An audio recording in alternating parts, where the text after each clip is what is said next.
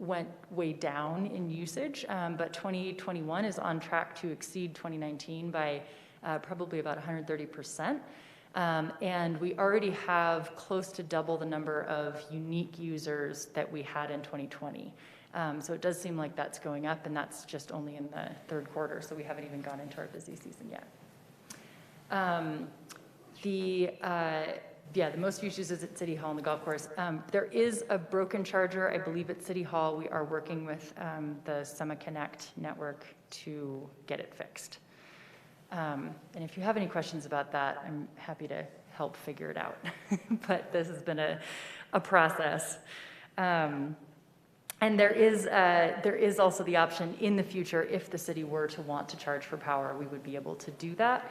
And there is also the option to create a membership group and then a non-member group. So, which would have different rates. And you could, for instance, have, community members or city employees, charge for free, and then visitors, be charged for power, or, however it is that you want it to work it out. So that's an option. On that note, this will be another action item next meeting. The Utah Clean Energy is petitioning the state to add electric-ready requirements to the building code. They are just looking for signatories of support from municipalities and counties. And this would essentially just require that the wiring for electrical appliances and EV vehicles be added at the time of construction.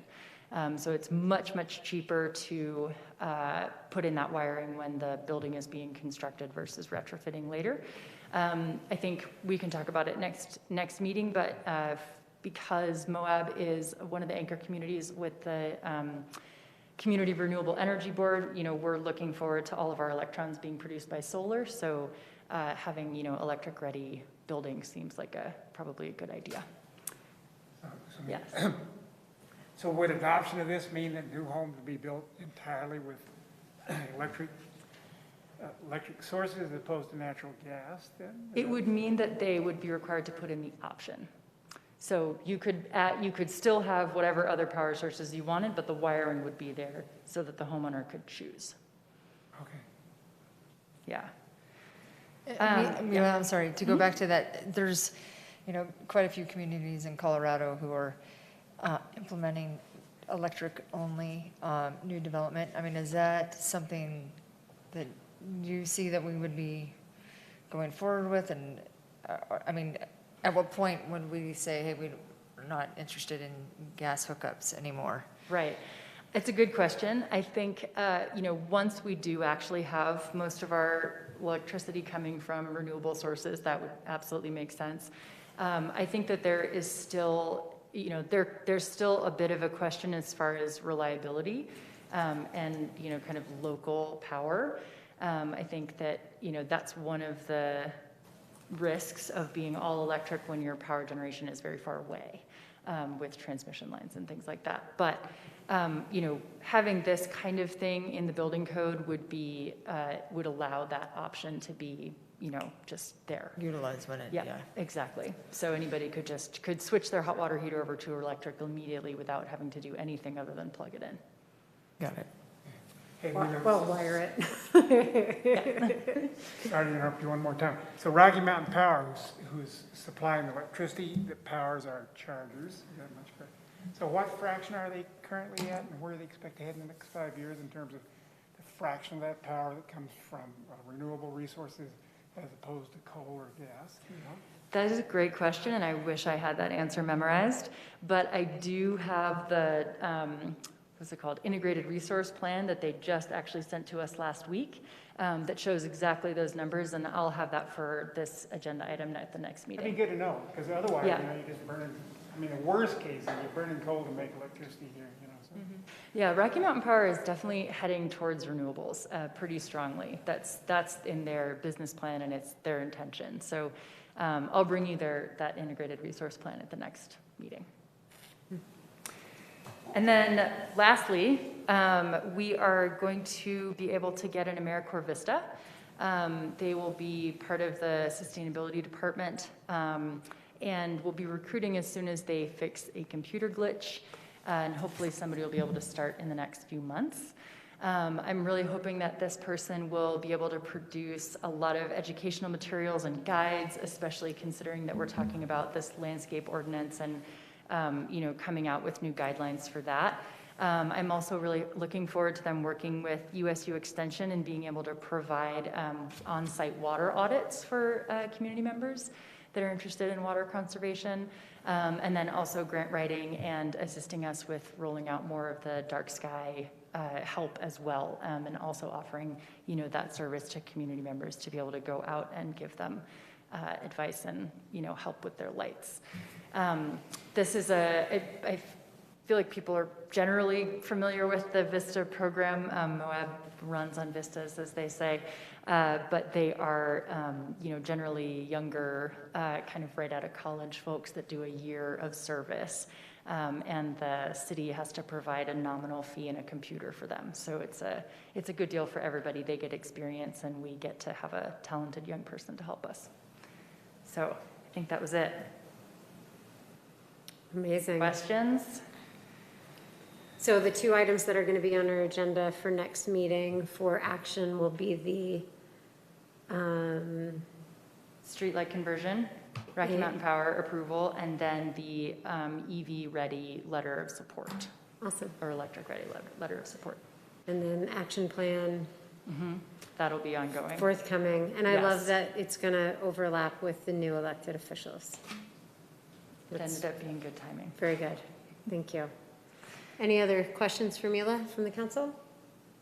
Thank you, Mila. Okay. Mayor, I don't know if Summer's aware, but I've had a handful of people that our YouTube feed has stopped. The YouTube stopped? Yep. Oh, is that what? Oh, okay. Okay. Okay, moving on to our mayor and council reports. So I think we've all been working through what our city manager's resignation, what the effect has on all of us. And I just want to say that I'm going to miss working with Joel terribly, that he got us through a pandemic and helped us pass progressive legislation and has showed a lot of kindness to all of us, both on council and in staff. And we are all going to miss Joel. And this council, we thank him for his service and his commitment to the city of Moab. And we are supportive of our staff and the succession structure that we have in place to have Carly Castle serve as our acting city manager while we pursue the next steps in hiring for the official city manager position. Carly, I have so much faith in you in leading the city, and I'm grateful that you're willing to do so and accepting to be the acting city manager, and that's the succession plan we have in place. And so, but it also takes a yes and a commitment from you, and so I'm grateful to you for that. And as for city staff, what you said, I'm going to echo what you said in your remarks too, that our department heads are capable and competent and an awesome team. And we're not going to have a lack of services moving forward.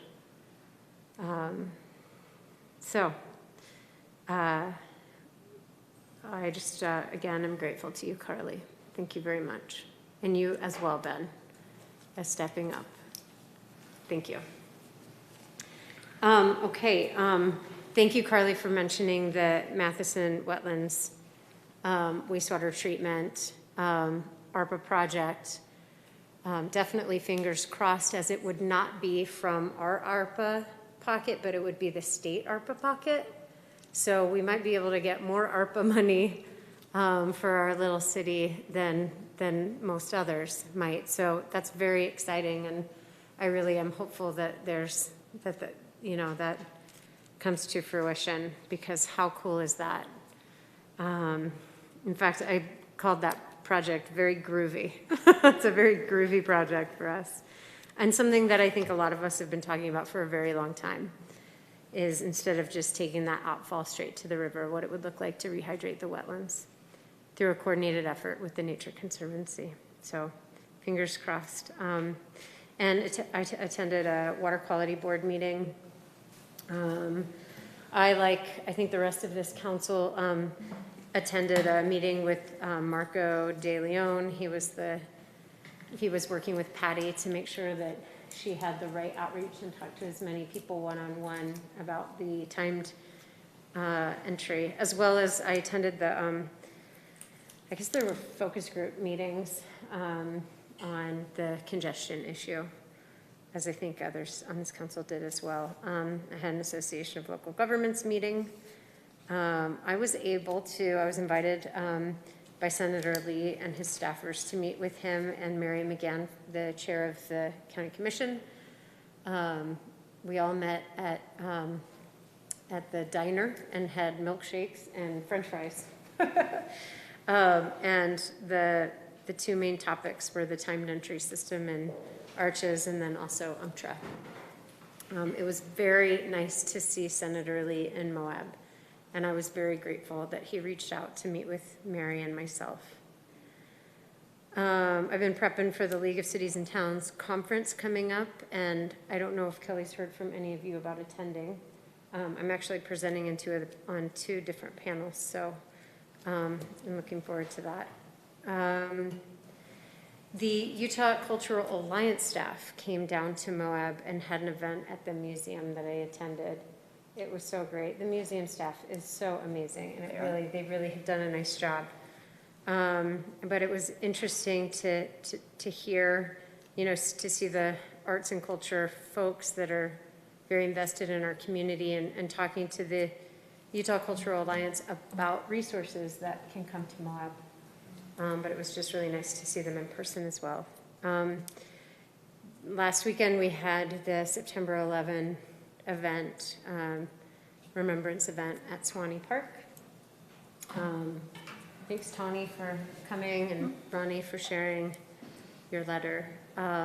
It was awesome, and Oscar, my son, was a chili judge, which was meant we ate a lot of chili. But I'm grateful to the organizers that put that event together. It was really beautiful. And there was the moment where, we were welcoming everybody, and Pastor Dick Pacheco was getting everybody together, and all of our first responders were kind of on the periphery with their vehicles, and he invited them, hey, everybody, let's come together. And they all kind of walked over. And it was just a really beautiful moment to recognize how many first responders we have in this community, that we're unique because of being surrounded by public lands, and that it's not just police and sheriff, but it is also our officers on our public lands and EMS and search and rescue, et cetera, fire department. So it was really nice to celebrate them on Saturday.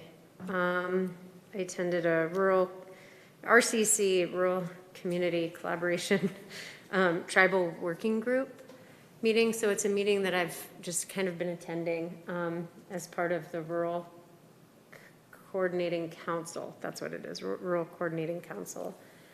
It's kind of like a working group that we've been just meeting and talking about different rural issues and opportunities. And there's a more specific focus right now happening on tribal sovereignty and opportunity as well.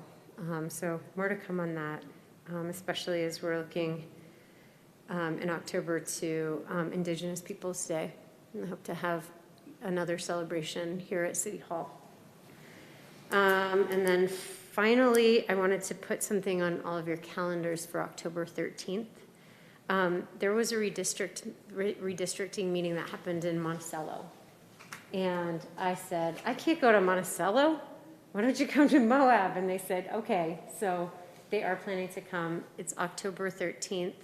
I'm not sure the exact time, but I asked for it to be in the evening, and we've reserved the council chambers.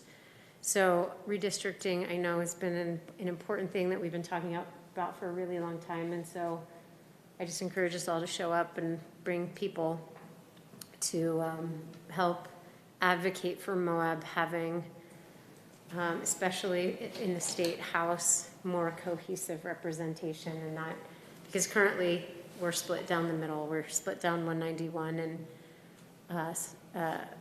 Representative Albrecht has one side and Representative Watkins has the other side, as we know. And so it'd be nice if we had cohesive representation from our valley. And that's it from me. Mike?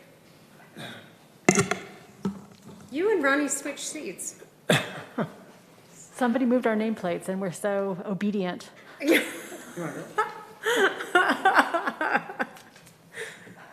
Oh, yeah, this is a major change here. Yeah, the only thing that really happened significantly was I want to thank Brett Edge, the police chief, for giving me a ride with Rhett. I want to say Rhett Butler's, not Rhett. What's Rhett's name? Yeah. Adair, thank you. Yeah. Oh, that's And it really turns funny. out his dad was, his grandfather was chief of police in Monticello and on and on. Anyway, he was super duper. We spent 2 hours. First thing was a $7,000 e-bike that was stolen out of one of the bike stores, and the dummy walked away with a bunch of people watching him, and they found him in Green River not long afterwards. So I didn't say too much for the thieves. It said a lot for the cops. And then Brett was kind of driving around and was about to stop. This is one thing I wanted to say. And then there was a domestic dispute which had to do with a restraining order which a woman had filed. The guy shows up. She's mad because he's not supposed to be there. Well, it turns out he had not received the restraining order. So first, a female officer from the city shows up, which is great, okay, and then my guy shows up, and then the sheriff comes and actually serves the guy the papers. And they don't just say, "Hi, here's your papers, we're out of here." The whole thing is super duper professional, is what I'm trying to say. And so I really appreciate the whole show. And for all of you who are mad about the apparent lack of tickets issued on Main Street for people running red lights, that's the most common thing. They do try to do it, but Red explained to me in the middle of the day when most of us are out there watching, it's too, particularly if the policeman is driving one way, the officer is driving one way and somebody else is just run a light coming the other way, it's very difficult for them to turn around. So they are always balancing the threat to safety and having another accident against the utility of actually issuing the ticket. So they do a lot more of it at night when we don't see it. But they're out there. It's not that they don't know. They know everything we're talking about. It's just a matter of having the officers get out there as often as they can. That's it. Thank you, Mike. Thanks for doing the ride along and for sharing that. Ronnie? Ooh, let's see. I listened in, and it's on recorded if anybody wants to listen to it, on the August 25th, the Utah League of Cities and Towns town hall meeting on ARPA. That was instructive. And then I, too, had a drive along with the police department, and mine was on Saturday, the 28th, with Officer Edwards. Spent 5.5 hours of her 10-hour shift with her. And just to give you a little sampling, and I'll write something up for council members that's more detailed, but we had a tour of the vehicle, which in and of itself is fascinating, all kinds of interesting stuff in there, some stuff you wouldn't expect. We almost immediately had 2 traffic stops on Main Street. I learned some interesting things about those vehicles I see that irritate me that have no rear license plate, and why in some other states that is sometimes allowed, although I think it's nuts. We patrolled some neighborhoods. We then checked on an unresponsive resident on the Parkway. We did traffic control for the funeral. I use the term "we" loosely. I just stood there while the officer did everything. Had the pleasure of meeting Animal Control Officer Bowen and learn more about the job that she's currently doing there.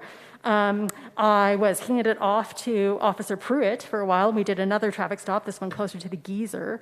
Got a tour of the police department offices. And I am just going to say to anyone and everyone out there that I strongly recommend these ride-alongs. When I was at the 9/11 event, the county tells me they also do them for the sheriff's department. And that's for a number of reasons. I mean, not only does it give you quality time to sit there and ask questions, and let there be no hesitation that I ask some tough questions and our officers are not afraid to answer those, and in fact, they welcome them. And it's also very fascinating to learn about the background of different officers and what brought them to the job and what experience they bring to it. I actually think it should be an obligation of council members to do ride-alongs, and I would strongly advise that anybody who's a candidate, but certainly interested citizens or the press, consider it. And you can simply call the police department to get a ride-along application. There's a background check involved.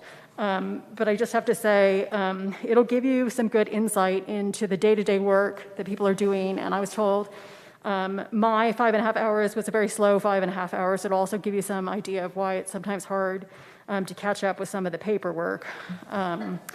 Let's see. Then some of us are on a panel reviewing proposals for some consultants who will be doing visioning for the city. So I've been reading those. Fascinating group of people. And definitely some other interesting consultants in there you might not use for this, but might be useful for other things. Fun to read about what other communities are doing. Among some of the things other communities are doing that I think would be important for the city to consider would be, now I'm going to forget the word.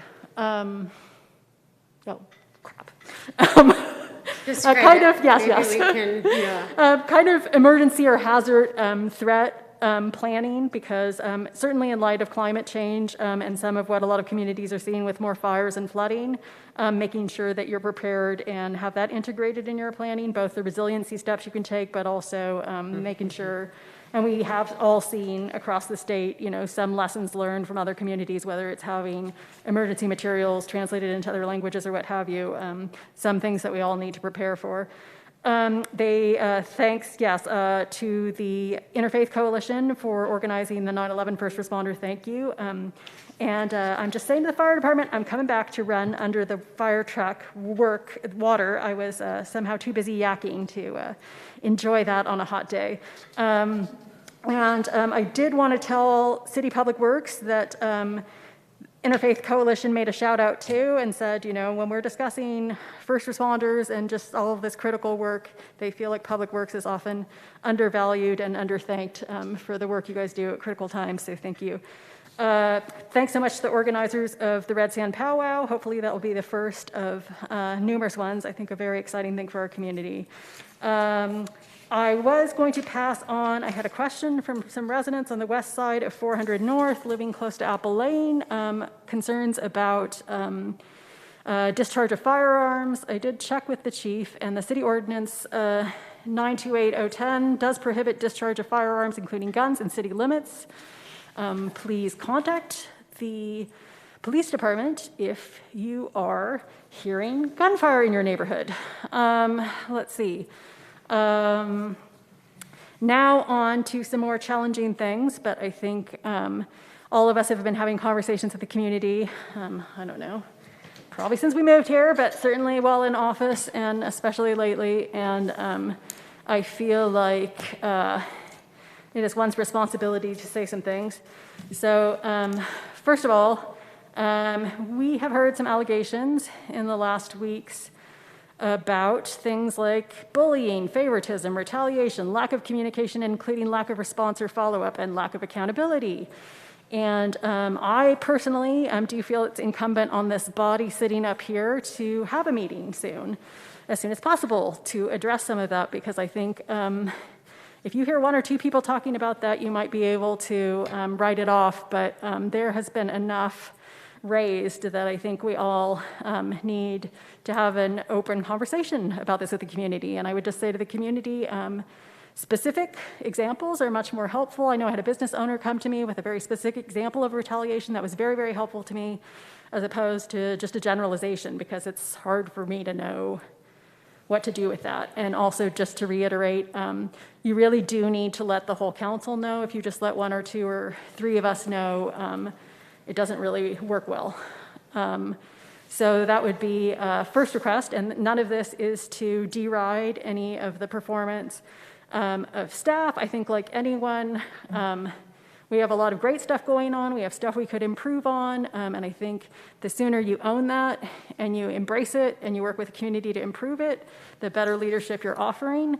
Let's see. And I would just add to that that I don't know about anyone else, but I personally have been very criticized for having standards that are too high. And I will own the part of that that I need to own, but I will also say that from what I'm hearing from the community, they do want us to up our standards, and so maybe it's time that we do some looking at that too. In terms of the city manager departure, in terms of transparency, I think it's important for the public to know that I don't know about anyone else sitting up here or any other staff. I read the report in the Sun News that city officials reported that notice was given of a last day on the 23rd of August. You need to know, at least for my part, I will not speak for anyone else, that I was informed by an email at 3:23 p.m. on September 7th. That was the city manager's last day. They were finished at 5 p.m. So there may be reasons that a city council who only hires and fires one individual does not find out about that individual leaving until an hour and a half before they leave. However, I do understand that's highly unusual, so I do think a discussion needs to be had there. There have been discussions about a need for improved communication amid the city manager, council, and mayor, and requests have been made for facilitation, and that hasn't happened, and I would not be saying this in public if I didn't feel like I was at my wit's end, and at some point you're just tired of asking, and the public has a right to know. I will also say people need to understand day-to-day oversight of a city manager is in city code as a job of the mayor. So something all of you running for mayor need to be aware of, that is your job. A city council may, for example, do a review, but you need to understand the differences in responsibilities and jobs there. There's been a lot of discussion about this council wanting to wait and do certain things with folks who are elected in November, which is probably a good thing. So I would just ask that added to that discussion in an open meeting would be discussion about plans for what will happen with the next city manager and the attorney, because it does seem like if we're talking about all these other things that the new council should do it or have a hand in it, it seems like that is appropriate as well. And it does seem like something that's appropriate for an open meeting to discuss. And beyond that, let me just see. I will leave it at that, but I imagine some other people have some things to say about all that. Thank you, Ronnie. Tony? Okay.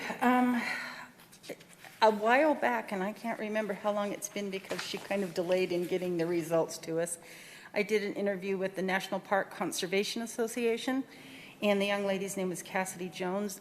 She did finish the Arches Canyonland Region Situation Assessment. It was conducted with elected officials and key people within the community. The report is on their website, National Park Conservation Association. There wasn't a lot that we don't already know about how we are impacted by tourism and the lack of housing and just the vastness of our community and issues with law enforcement. She did a pretty good job. And then at the end of her letter to us, she said, we haven't decided what next steps we're going to take with this assessment. So it's there. I did an interview with Lori Sonkin of National Parks Traveler magazine. It was on quality of life issues. That too is online. And I attended Canyonlands Healthcare Special Service District meeting. And our nursing facility really deserves a shout out. They are one of 4 facilities in the entire state that have not had a resident test positive for COVID. They have had some staff, but no residents. When they call it breakout status, when they have a staff member that is positive, resident visitation protocols change a little bit, but they have been able to make sure that residents have had their visitors, and that their families can still come see them. There are some protocols in place. There was a lot of discussion about our next year's budget and financials, and the presentation to the county commission for their funding request. And they will be presenting that same presentation to us on the 28th. And I also would like to thank Joel for the service that he has given the city. It will be appreciated, and he built a lot of goodwill. I want to thank Carly and the rest of the staff for stepping up. It's a difficult job to do, but I think you have all shown grace and professionalism and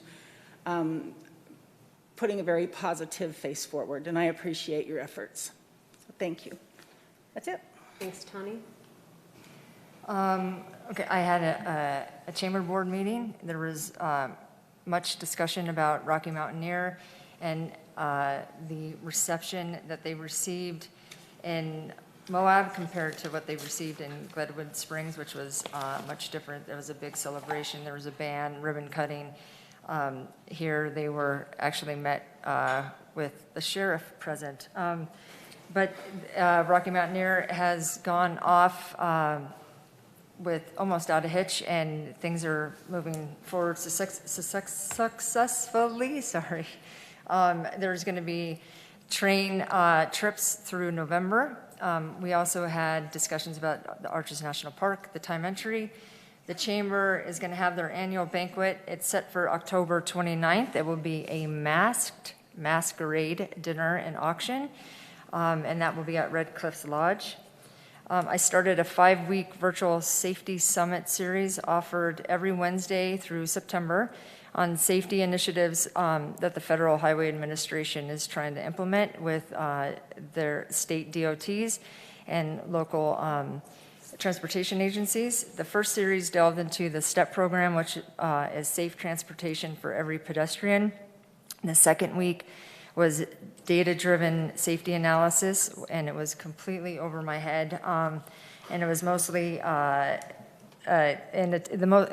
most participants in attendance were Department of Transportation's data wonks. So that was interesting. Then I had an airport board meeting. The director and the board is finishing up our FBO flight-based operation lease agreements to move forward, giving a recommendation to county commission.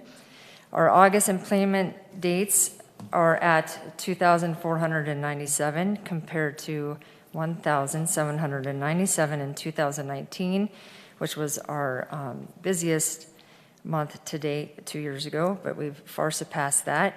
The September schedule is as followed.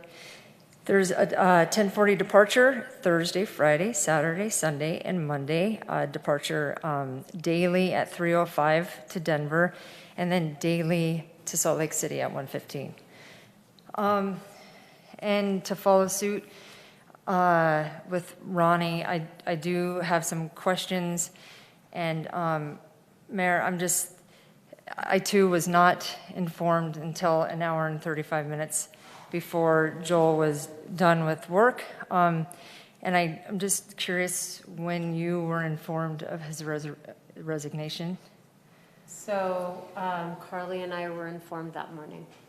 That morning. Yes. And then is it okay for HR to not share such pertinent information with our highest executive staff member to tell the leadership board that they gave 2 weeks notice? Is that normal protocol?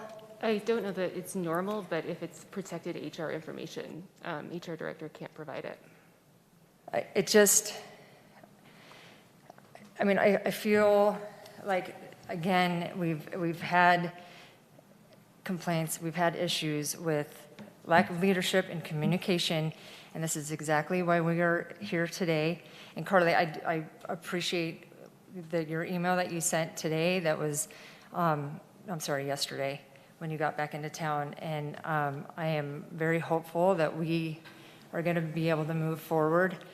But it does not seem an admirable situation to give us such short notice. We are now 3 weeks where we have not met since our last meeting, and Joel knew that he was leaving, and I mean, I appreciate that there is a line of succession, but considering that, you know, we've had so many people on vacation, and Ben, you held the fort down, and luckily nothing happened, but it is, I feel like this council has been an afterthought, and we have an opportunity right now to do something really positive for the next mayor and the next council, and I really hope that we don't brush the issues that has been brought forward to us under the rug, and that we can support each other and get through this transition and do the work that we really should be doing. And so I would really appreciate, and Carly, it sounds like you have a clear path going forward, but most importantly, I really want stability for staff, because we haven't had that for quite a while, and there is dysfunction on this council, and I would really like for us to figure out how we're going to close out the year and set up the new staff. So, I mean, set up the new council. And that's what I'd like to say. Thanks, Karen. I attended a travel council meeting. Howard has resigned. Jason Taylor was chosen to chair the body for the rest of the year. The board spent, it was a longer meeting than I've seen, and they really dug into their budget advisory responsibilities more than I've ever seen in the past. It seems like getting into the nitty-gritty of that. Among other things, they considered funding requests that had been tabled at the last meeting, and the request from Wayne Friedman for who presented to us several months ago about getting some more granular visitation data. His request was tabled again. It seems like staff are understanding the value of his proposed work a little bit better. The council is still getting up to speed, and so they're going to take some more time to figure out how to prioritize it. Arches, so just some reports from the field. From Labor Day weekend on, Arches has been closing every other day.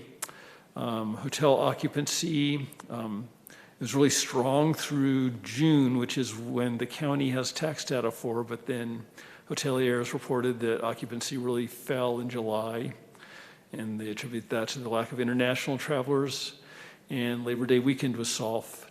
And so just anecdotally and in some of their conversations with Colorado, there's concern that maybe we're coming to the end of the COVID high in terms of visitation and tax revenue boost to outdoor recreation towns. I attended a community renewable energy board meeting, and if you'll recall, that's the group of communities that are working towards 100% renewable throughout our cities and counties by 2030. And the main takeaway from that is that Moab is on the communications committee. So Mila and I, and maybe Lisa, will be working on communication aspects. I attended National Park Congestion and Transportation Public Input online meeting, which I thought was well done, although much of the info you're already familiar with from past outreach efforts. I attended a housing task force meeting. I went to the CAST meeting a couple weeks ago, and it seemed like there was talk about housing, which is something that all our communities are struggling with, and seems like it's helpful to have capital to do things, basically. And one second. The leader of the Colorado Energy Office presented on the Colorado Greenhouse Gas Reduction Roadmap. Colorado is really killing it. In the last year, their legislature has passed dozens of bills addressing different aspects, not just electricity generation, but transportation, building efficiency and electrification, and so forth. So they're really going all out.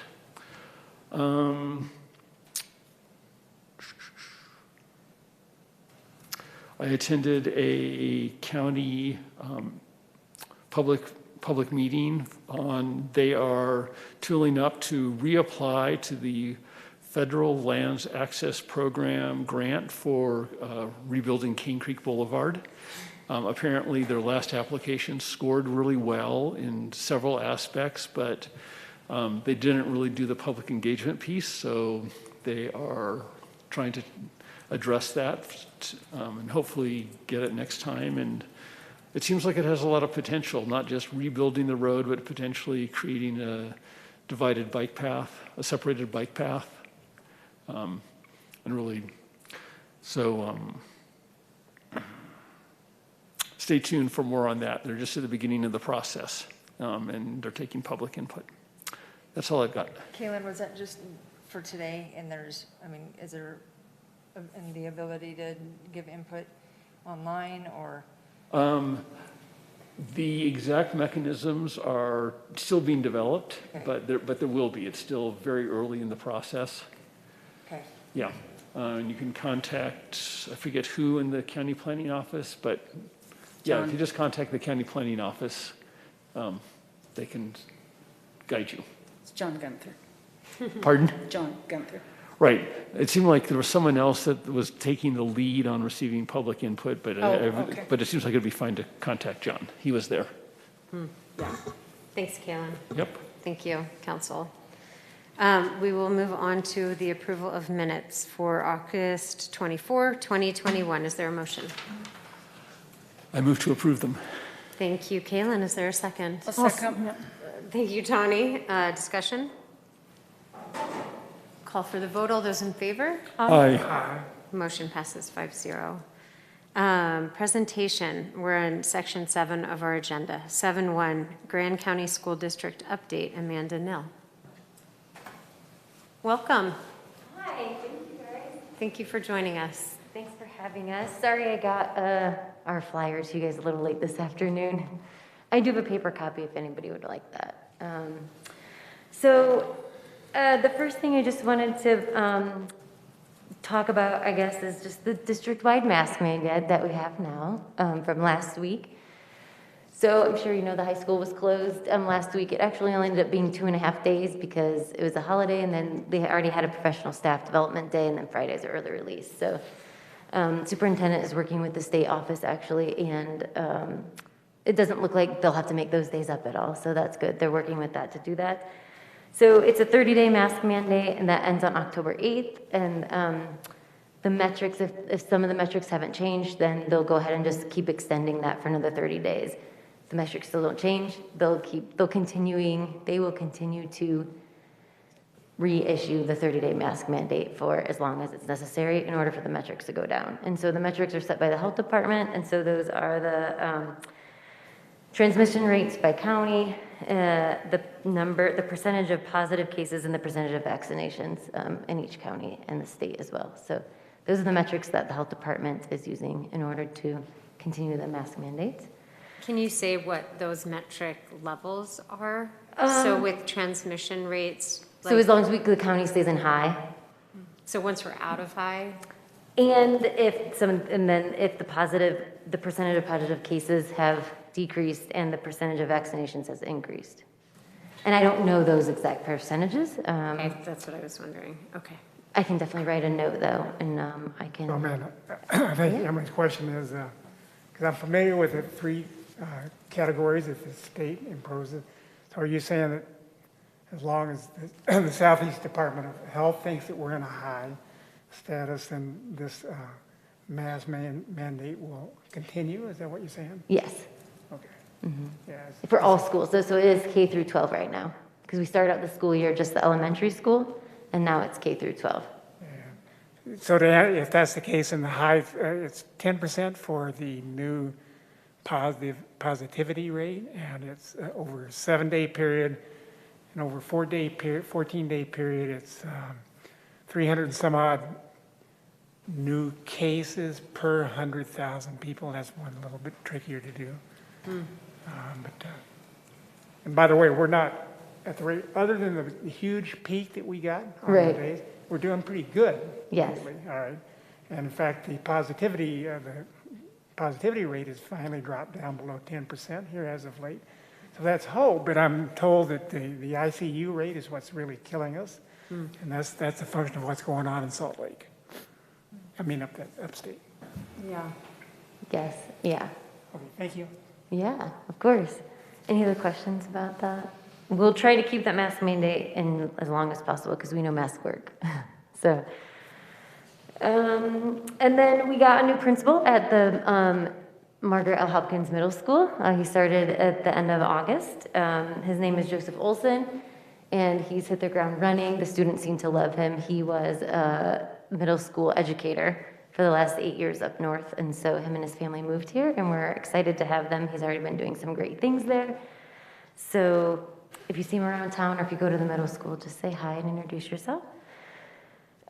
We are working on a attendance campaign. We kicked off the year with a clap-in, and so thank you, Ronnie, for coming. She attended all 3, and they were fun. I don't know if the kids had as much fun as we did, but we just wanted to welcome the kids and encourage them and just let them know that the whole community is behind them and we support them in finishing school and going to school. We're trying to take a more positive approach instead of a punitive approach to attendance. And so we created a website, and the link's on there on the page. And it's just going to give parents tips on how to get kids to school. We did some planning tools for them. We're going to track the attendance rates every week. Obviously, if kids are sick with anything, we don't want them to come, and we're saying that. But if they're not sick, please come to school. We're hanging up posters around town. And a lot of the workplaces, we're asking them to hang them up by their time clock. So you might not necessarily see them in the front, but you'll see them in the back where the employees go and where a lot of our high school students work. We want them to also see that at their workplace, they're also encouraging kids to attend school. So that's great. We all know that, it's the community's problem having kids in school. If kids aren't in school, the dropout rates are higher. And then they don't get the credentials and skills they need to compete in the workforce. And school is also where they learn all their soft skills. So even if they're going to work right now, they still need those soft skills that employers are looking for, and they learn those in school. So we're just asking the whole community to just encourage students to be in school. And then we'll have some awards for the students we'll have some like drawings and things like that, and some family events as well for that. We also are doing family and community engagement nights this year, so there'll be at least one a month. And we're just in the final planning stages of those. And the families are going to be invited, but so is all the community to all those events. So we have some speakers coming in. We have some trainings, trying to highlight some of the things some of the feedback the parents have given us in the past about what they need encouragement with or more tools with. So look for those. We'll be sending those out. Everyone's invited. And then the other last thing that I just wanted to highlight is we are on social media. And the high school and all the schools really are doing a really fabulous job this year of updating those. And we did start a YouTube page. And so I've included those on the flyer for you as well. So check those out and follow them. You'll get a lot of cool information about what the schools are doing on a daily basis. All the activities that the teachers are doing, all the great things that are happening there. And our YouTube channel we've got a couple new videos on there, but some of the students in the high school video 2 class will be creating all the content for the YouTube channel for the high school. So we're pretty excited about that. So that'll be fun. Does anybody have any questions? Well, Anything else you want to know? Actually, so prior to COVID, Yes. we celebrated having interns here at City Hall. So I just wanted to say, maybe not this trimester, but Okay. but if we could bring that back, that would be really fun. We placed one with sustainability. We placed another with Lisa. They helped us kind of start to create the Instagram page. And so that's still something that we're open to do. Awesome. Okay. Yes, I will let. I'd love to, keep that going and collaborate. Okay. Yeah, definitely the appropriate people know that's exciting. Yeah. Awesome. And thanks for the update. Thanks for coming. Yeah, thank you. See you guys again in a couple of months. Thank you. And on to old business, section 8 of our agenda, 8.1 Walnut Lane updates, discussion and possible direction. Welcome, Caitlin.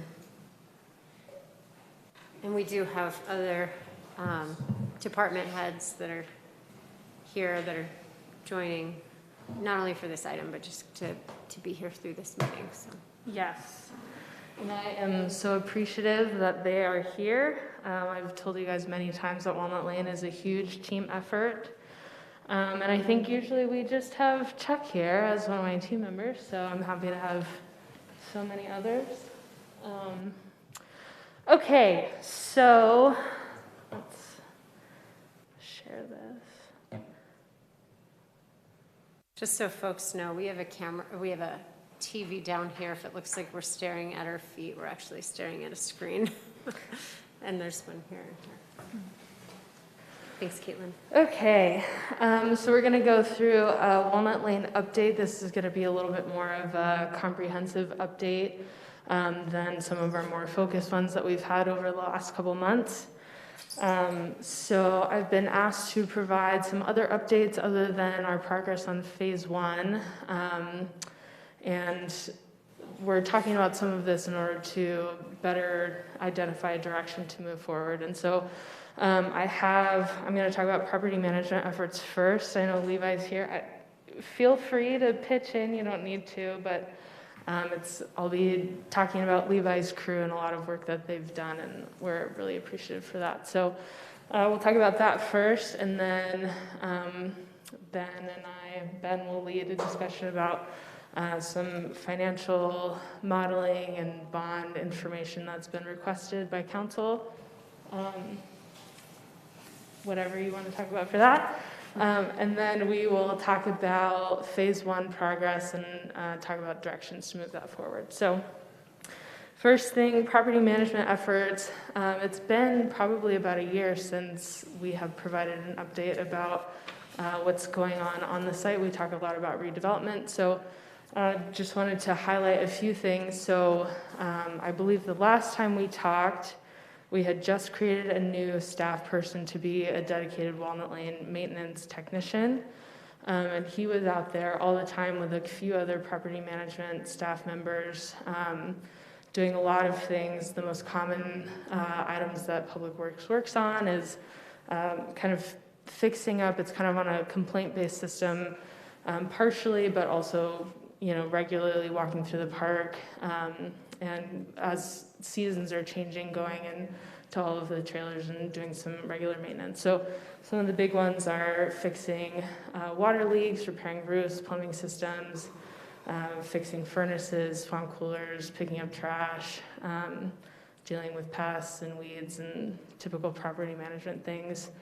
That takes up a lot of time, surprisingly, and something that we have found to be really successful actually is to have maintenance people working on the site. We found that the more that our tenants see people out there working on trailers, the more they've been more proactive in coming up and saying, hey, this is broken, or they have my phone number or Barry's phone number or other city staff members' phone numbers, and so they've gotten a lot better about calling us, so that's great.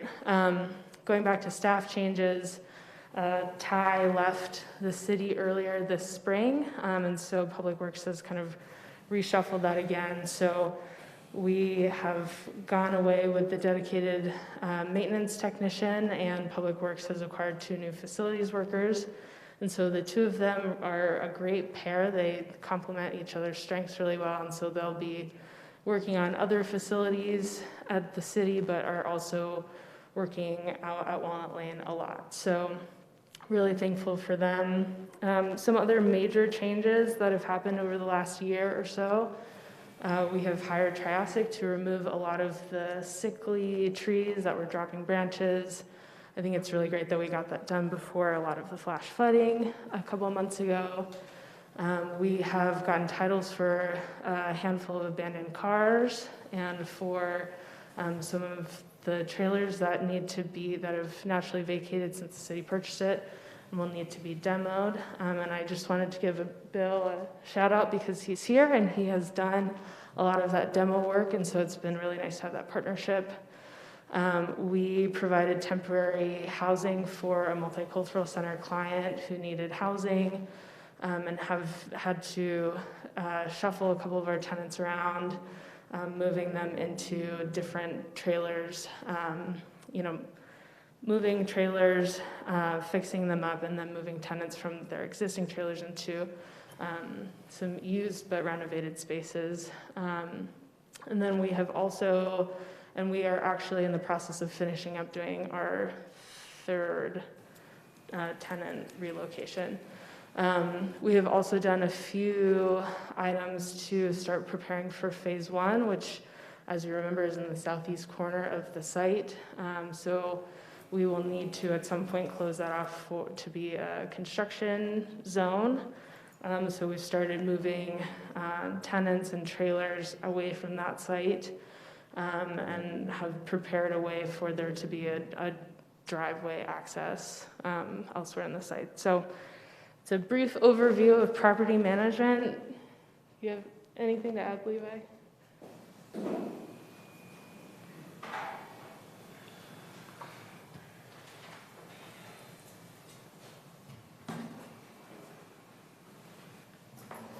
Just to echo Will you pull the, what Kaylin already said. Currently have a crew of 3 down there, Bonnie, Larry, and Jordan. Jordan replaced Kelly Oliver. He's our newest technician. Larry was a transfer within from the streets, moved to our facilities. These guys have been busy repairing, like Kaylin said, water leaks on the roofs. There's been quite a few. Air conditioners. They just started servicing furnaces.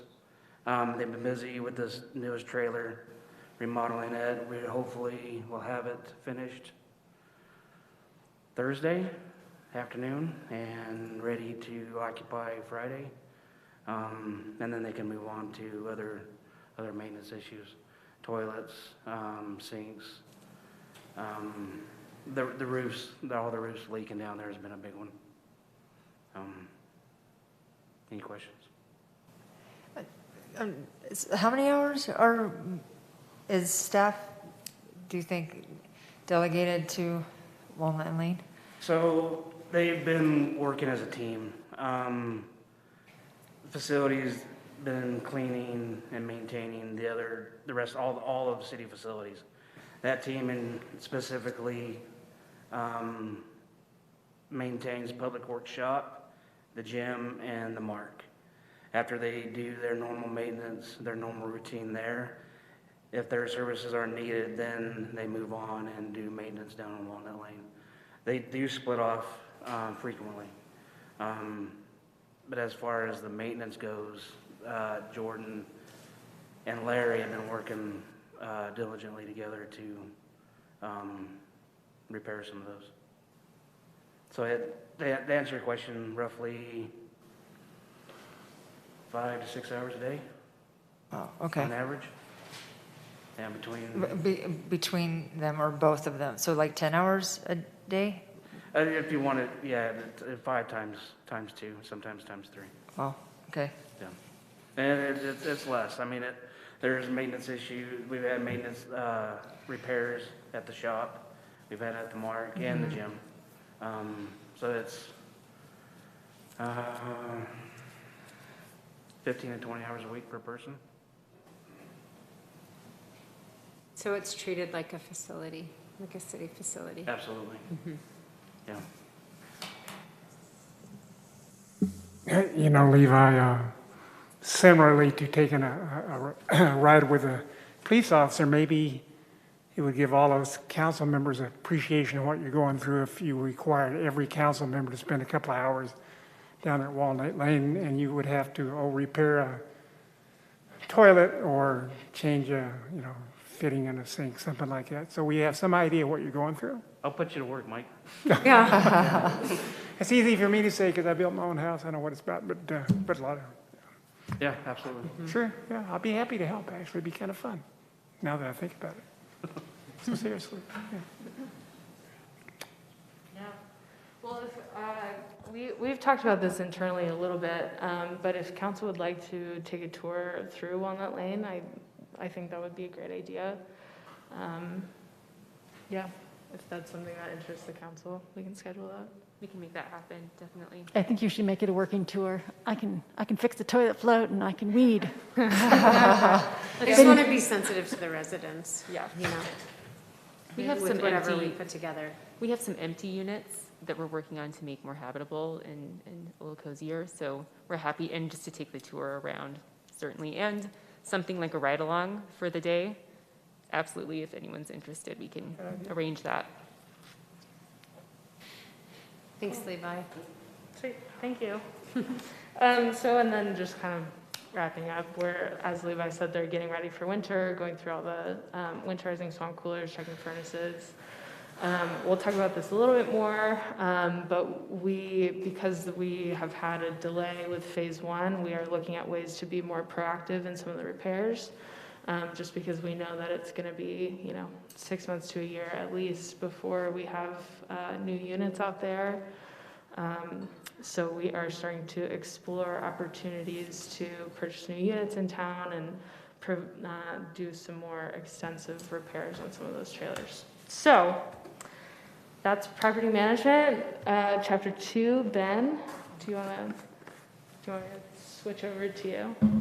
Or do you want to?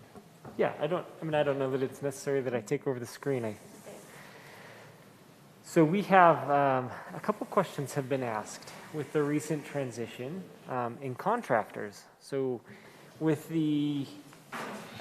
the contract was awarded last fall, a lot of presentations were done, looking back at the history of the council on the financial feasibility of the project. And a few very specific questions have been asked that I would like to address this evening. But there are quite a few questions that are difficult to answer where we're in this state of transition. A lot of the cost factors that we plug in, so as we identify, any good financial model will have inputs, and as we plug in inputs, there's a range of high to low, and the disparity between that high and the low can be pretty significant. So without having a bid package in hand, it's difficult to give an update on where that could end up. We could certainly do a presentation on that, on a high-low scenario, kind of best case, worst case scenario, but really the best information is going to come after we go through the bid process again. So one of the items, like I mentioned, that I wanted to touch on this evening related to the cost of bond issuance. So issuing a bond, to use a food analogy, because I seem to like to do that, is kind of like buying an avocado at the grocery store. You know how you're shopping on Monday and you need avocados on Friday. So you want it to be in that perfect ripeness stage. So issuing a bond, you don't know exactly when you'll be cutting that first check, but you're paying interest in the meantime. And so we've had the bond for the Walnut Lane project funded in May, and we had anticipated moving forward pretty quickly on that. Things change, and at that point, it's now worth asking the question, and I mentioned this in a previous meeting, what is maybe I will share screen here. So the question is, what is the break-even point on that bond interest that we're paying? So there are a few hard costs associated with issuing a bond, primarily bond counsel, in addition to maybe more indirect costs of staff time. But that bond counsel cost was $45,000 in the Walnut Lane bond, and we are paying daily interest on that bond issuance of $415 per day. So we also, you net that against our daily interest yield. As everybody knows, interest rates are extremely low. So the break-even point on that is about 4 months, 127 days to be exact.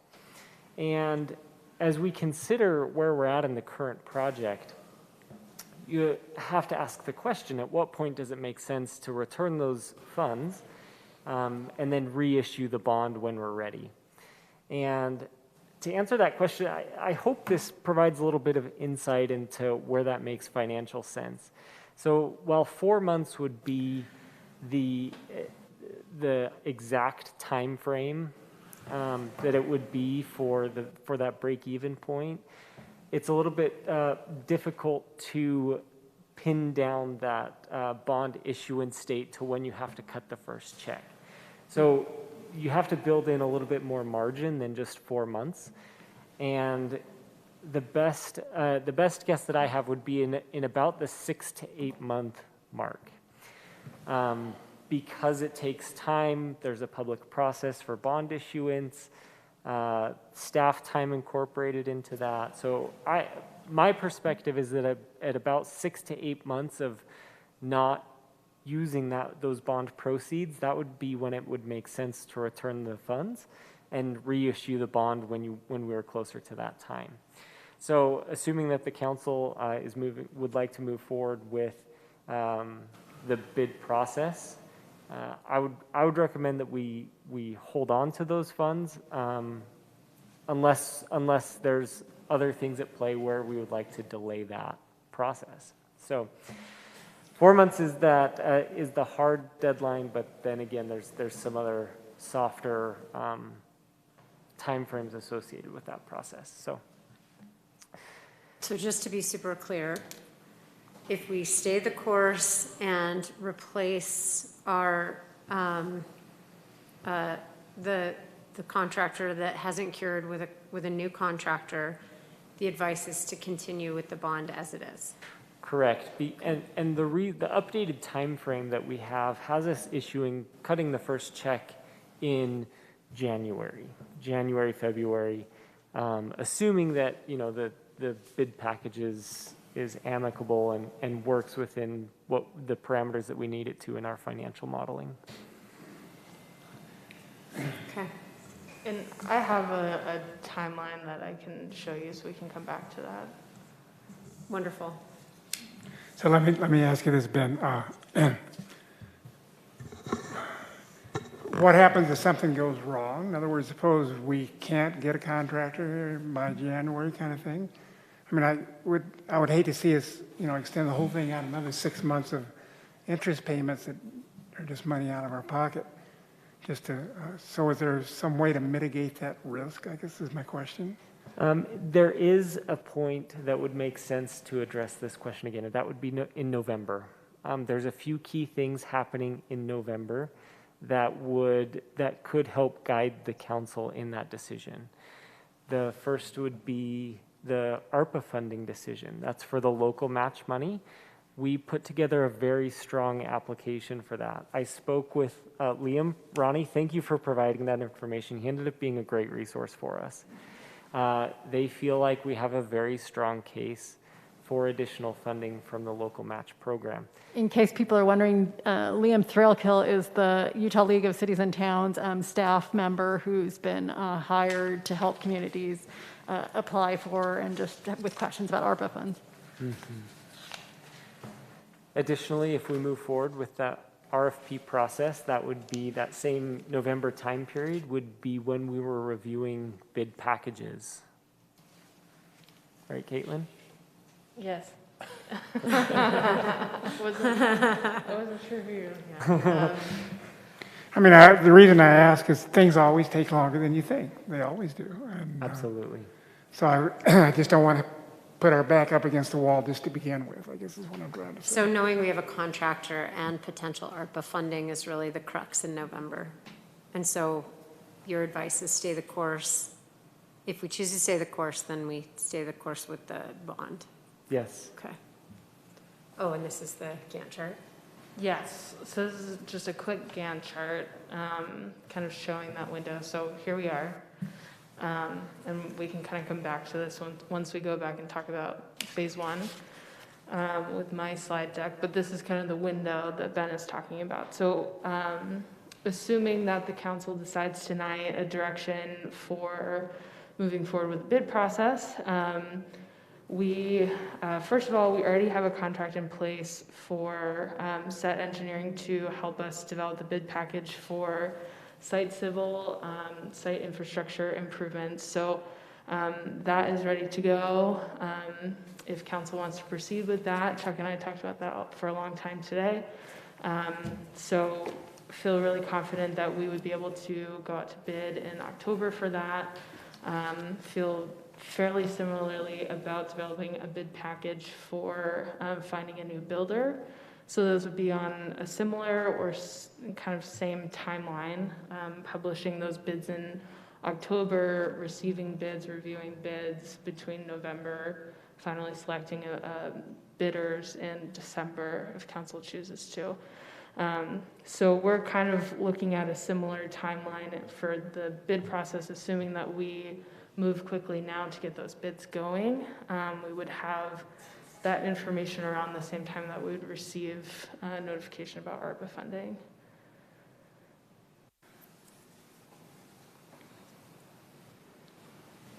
Make sense?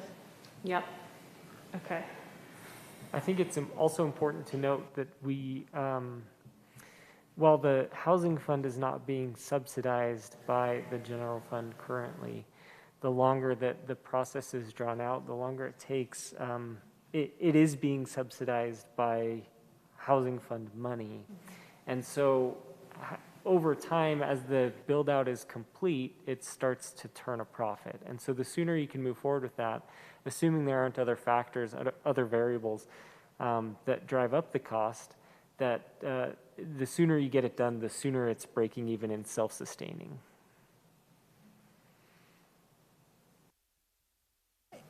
Can I know this is hard because this has been a super long process.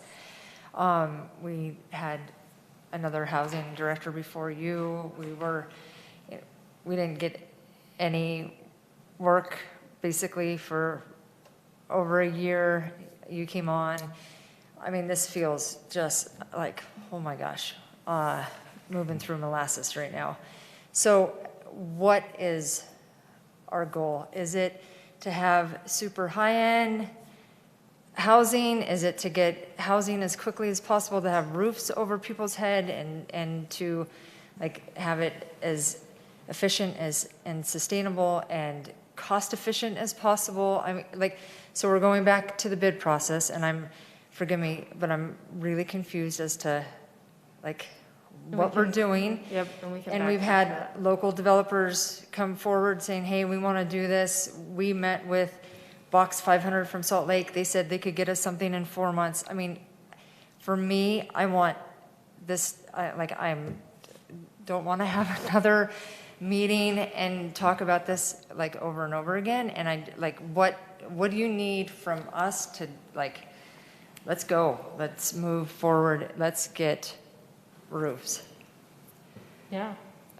Well, we can go back through that. You need us to say yes to publishing the RFP, right? Because then your group could apply and others could apply. And I don't have a group. I do not have a group. I'm sorry, the group that you brought forward. What is, I look at 9 months and I'm like, oh my gosh, no way. Development takes a long time.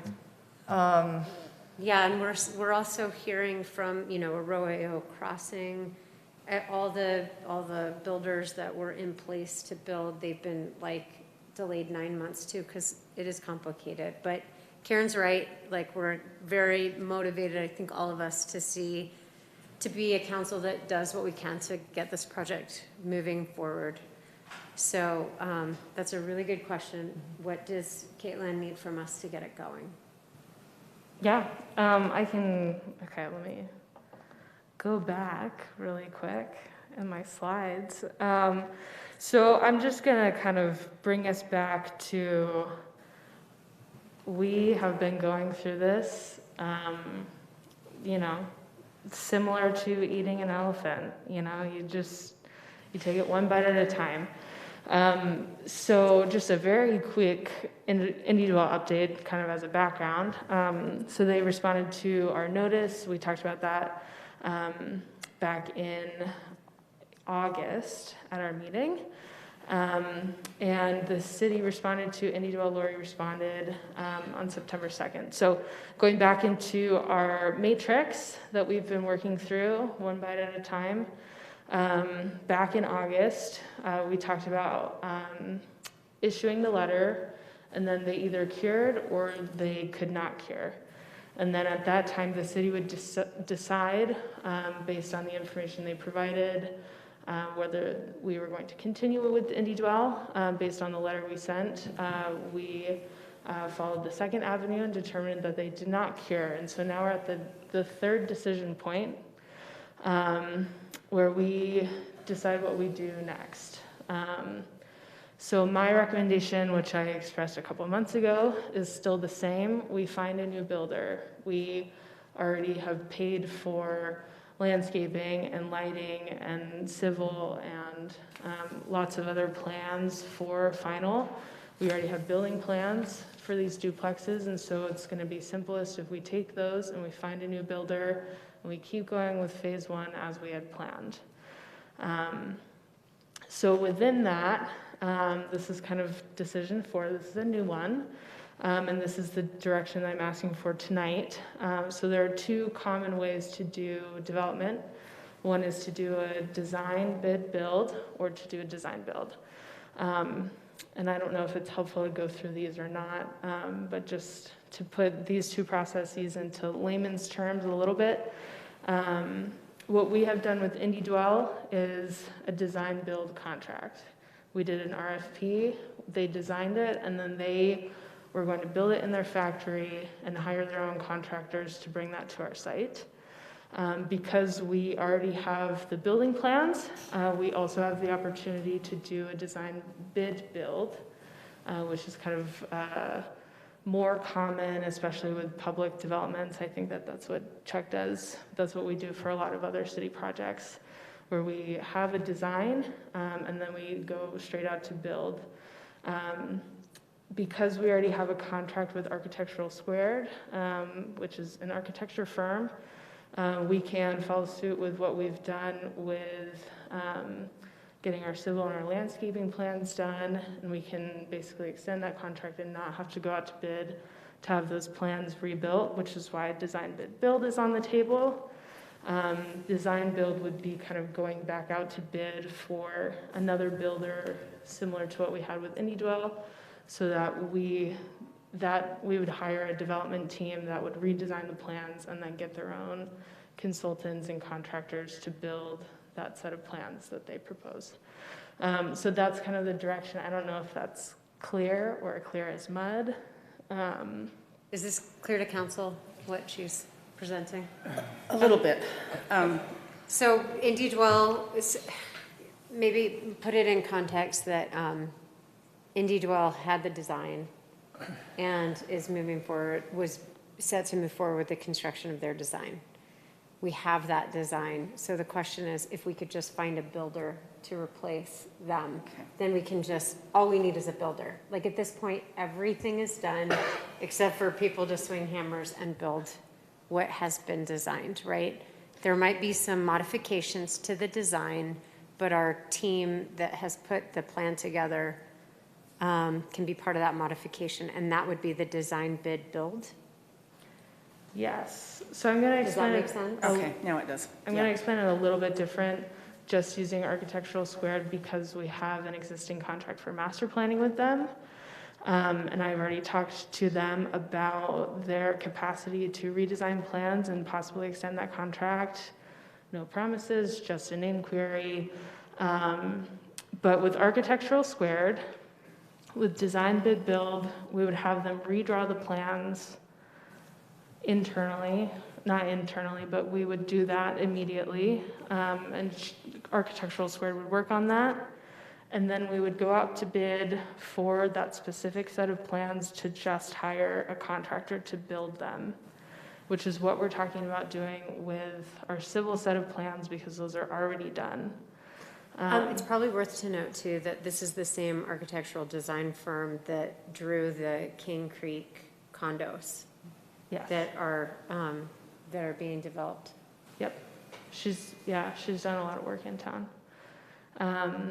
Using the same example, architectural squared, if we did design build, we would hire a development consultant or some project lead, and they would hire Courtney and a contractor. They would hire architectural squared or a contractor under one contract. So it's a really minute difference. I feel like I'm kind of confusing this conversation with this. But overall, it will kind of affect the distribution of how we spend the money. We're going to have to spend money to have plans redrawn either way. It's just kind of the process moving forward. With design bid build, we have more control over the aesthetic, don't we? And like what we see as the final product as well. Yes. More so than we would with a design build. So it could potentially be more expedited as well, because we already have those set plans, right? Is that Potentially. Chuck yeah, has a lot maybe more Chuck could speak to experience that with too. this, so.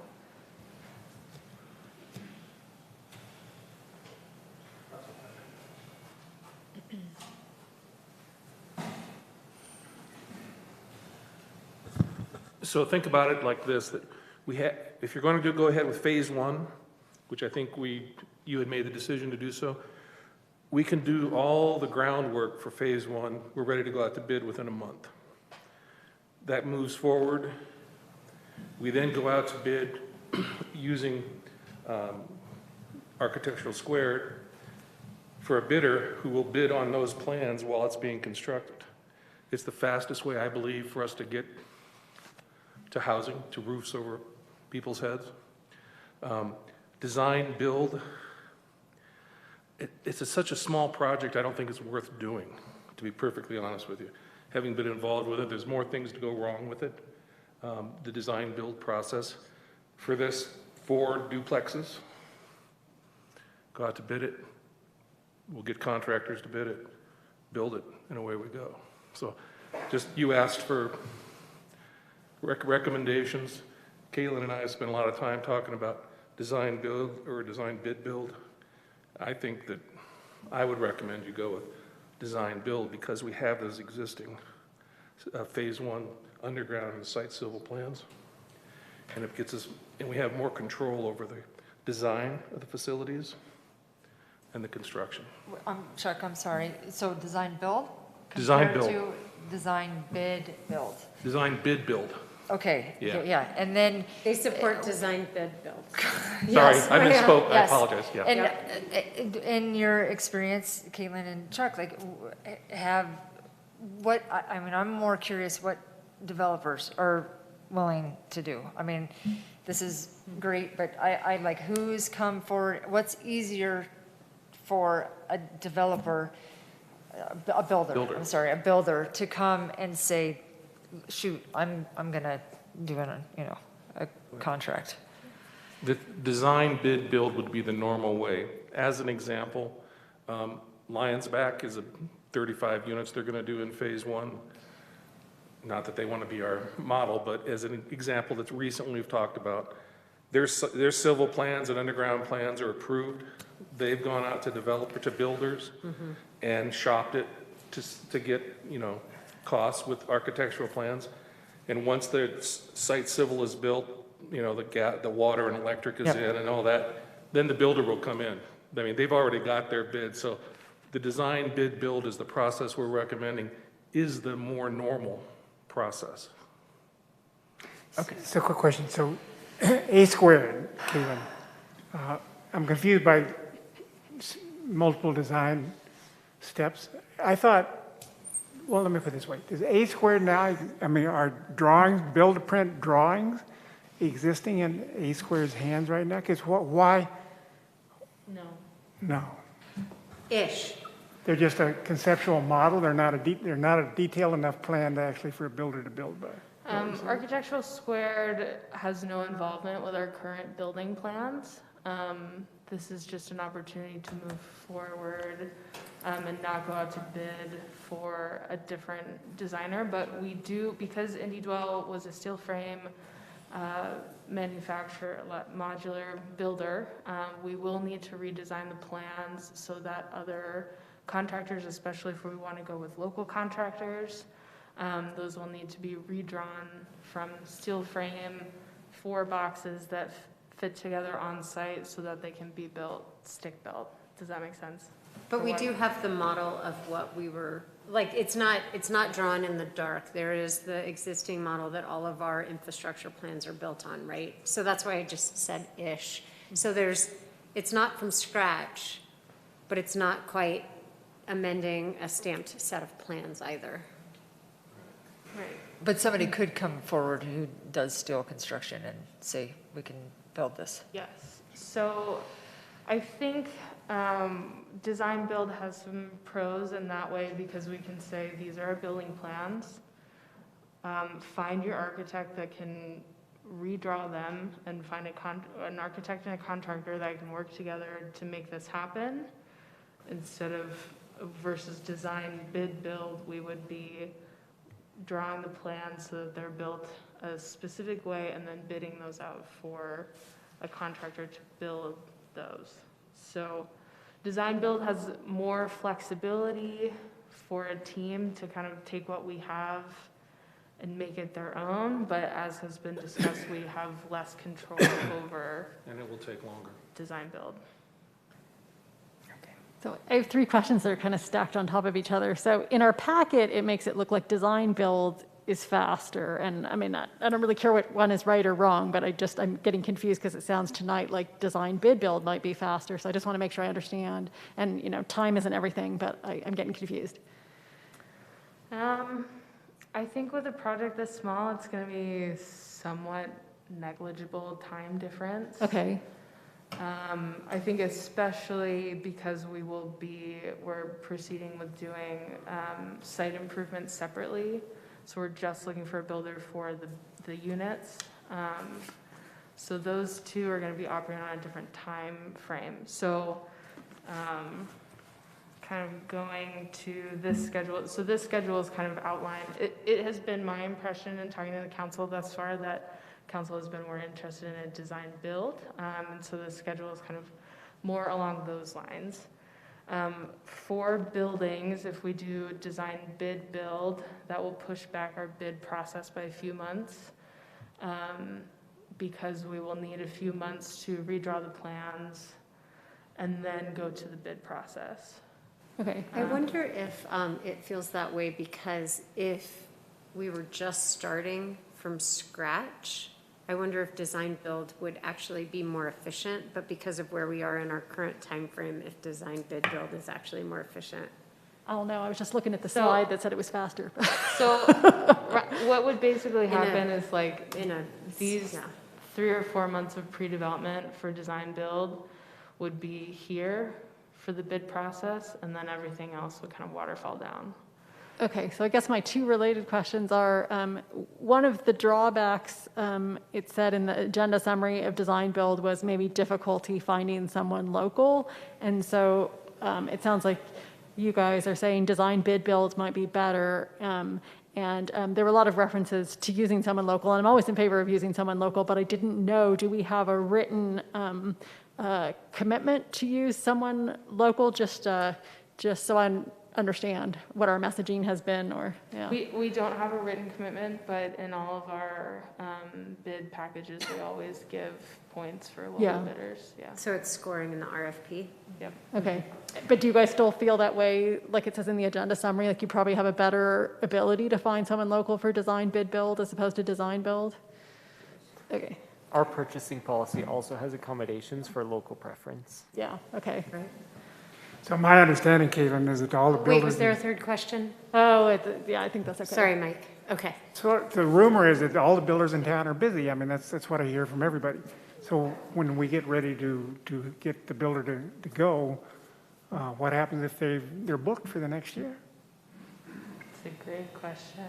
You probably know a little bit more, Chuck, than I do about how they're doing it. Well, the only way we'll find out is to go out to bid, honestly, Mike. The only way we'll know, I mean, our water line project, we got 3 bidders, and they ended up taking 2 months because, longer than we thought to start, because they couldn't get pipe because of the construction materials problem, but a lot of that's starting to get better now. So this will be a winter project, which may be helpful. We just honestly won't know till we go out to bid. It's 5,300 square feet or something like that, I think. So it's not like putting in a 24 apartments building, it's 4 duplexes. And there are projects like those similar that have been going on around town. So I think there's local contractors who could do that work. And I think that we won't know till we go out to bid to find out what if they're non-responsive, but either scenario could be non-responsive. Is it? Well, I'm all for it. The only thing I want to add again is expect delays, like you say, on highway signs. If it comes to a point where you have to choose between one less amenity that the future residents can live without at the gain of speeding things up or making things a little less expensive, getting the show on the road, I'd be all for it. Okay. That's what I'm trying to say. Well, you know, part of the things that we always like it is we always have a pre-bid meeting.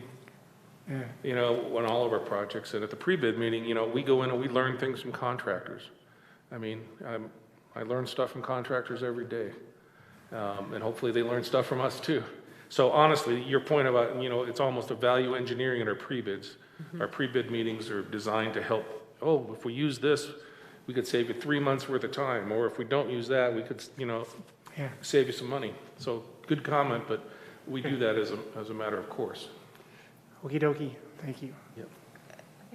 You guys, do we have to, if there's money involved with Architectural Squared, is it possible to like put a bid out and say, here, we have these plans, you can follow this, or bring us, here's our budget, and this is what we're asking for you to do? I mean, is that? Yeah, if we did that, that would definitely be a design build contract. Just, if we do that, and we can do that, if that's what council wants to do, it could mean, I mean, as long as they are sticking with our civil improvements that we are proposing, which, yeah, at this point, we will need them to, but if they have a different thing that they want to do, like that would definitely be under the design build umbrella of saying. So I guess my question is, can we put out an RFP for both, or is that a no-no? You're asking, should we put an RFP out for architects? No. As a design bid build and a design build, like, can you do, and then see who, I mean, because basically we're looking for somebody to We can't, build it'll the be darn thing. unsequenced. The problem is we have different, so it's not, we won't issue them at the same time because we need work to be done for the design bid build ahead. Is it design bid build? Yes, before correct. we can issue Yeah. that RFP. So issuing them both, we would have to, the delay would happen. So it would make design build pushed it way back, and that's part of the work even design build is supposed to be doing independently. They're just, it's off kilter in sequence. Yeah. And overlapping in efforts. It's like we'd be paying to do it twice for, you know, we have to do it for design build, and then we would be asking for design bid build, and design build would be doing that work again. I mean, I'm with Karen, I agree, like, I'd like to put both out there, and, you know, but yeah, but I it mean, I'm is. just curious what is more enticing to a builder, and It depends. Some builders have their own set of plans, like Ivory Homes, and then other builders are like, show me the plans and I can build what you have. Gotcha. So it really, and like trying to like sift through builders locally, I think that there are a handful of construction, you know, of contractors that would be excited to do this project because it's phase 1, and maybe would be excited about a design bid build versus coming with their own set of plans, but it's hard to know. And if we want to move forward, we have to make that decision and just move forward, huh? That's the question tonight. So is there any more to your presentation, or have we just, that was it and we moved on to Q&A? No, that's it.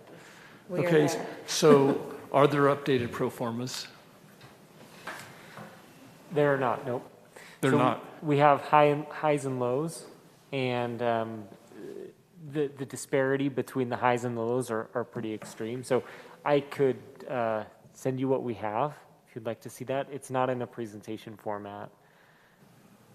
Are we still working on the pro forma that we had moving forward with Indie Dwell? The one that was presented in November. Mm-hmm. So that hasn't been updated.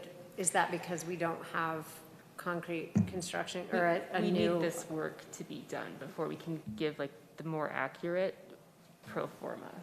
And that's what Ben was sort of describing, how difficult it is because it's a dynamic situation. So we have the range, but with confidence, we probably, just depending on which route we go and who the builders are, that will determine the pro forma. But construction costs have gone up at the low end Yep. at a greater rate than rents have increased. So the risk of penciling being further in the future has gone up. But so has the potential ARPA funding as a method for gap financing, which, I mean, I don't know if did we have, in the November pro forma, did it show gap financing requirement for phase 1? Or was it in the black?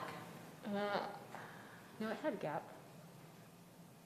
Wow. And was the gap the two, whatever was in the Wahoo, or? Wahoo funds were being used, not in phase 1. It was in phases 2 and 3. Well, so I think what we need to do is get the RFP out, make the decisions council, get the RFP out, and you're right, look at the response that we get, and then finalize the pro forma based on the builder that responds. And whether you want to move forward with it. We just won't have that information until we have responses to an RFP. And we need this by November so we know how to deal with the bond. Exactly, yeah. And so this Gantt chart gives us, kind of shows us.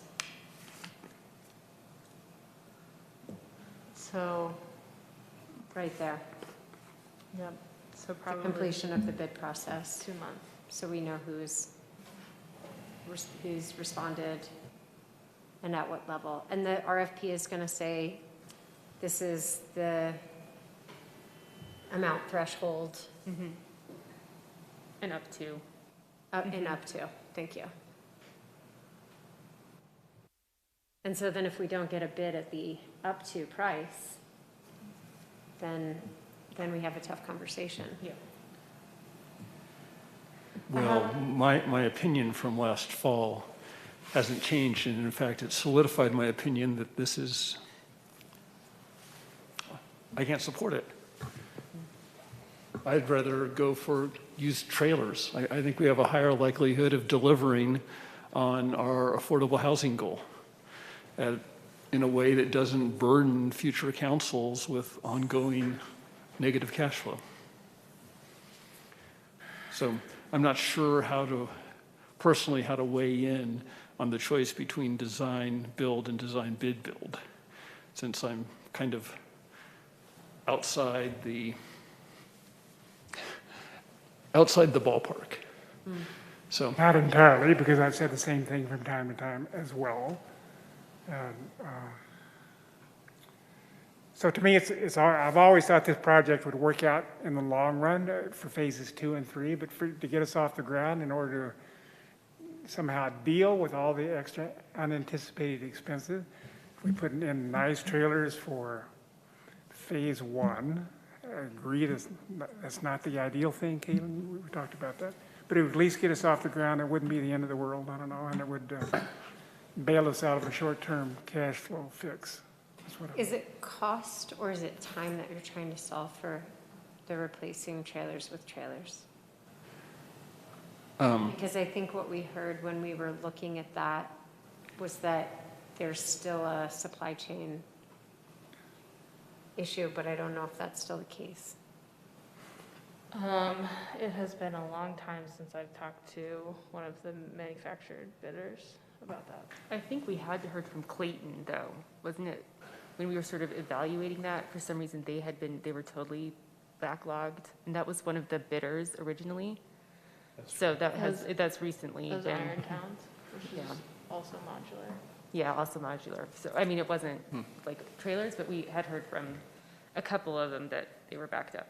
So if we go forward with site-built, I'd be inclined to support design bid build so that, since it seemed like part of the reason we're going for the stacked with the floor separation between units was the modular. And it seems like it's easier to build good sound separation with a shared wall than a shared floor. And I think there'll be more occupant satisfaction and less turnover if people aren't listening to their neighbors through their floors. So, More like townhome model. yeah. So I'd be inclined to try to keep it within the existing footprint or close to the existing footprint and planned infrastructure, but split them vertically. I like that.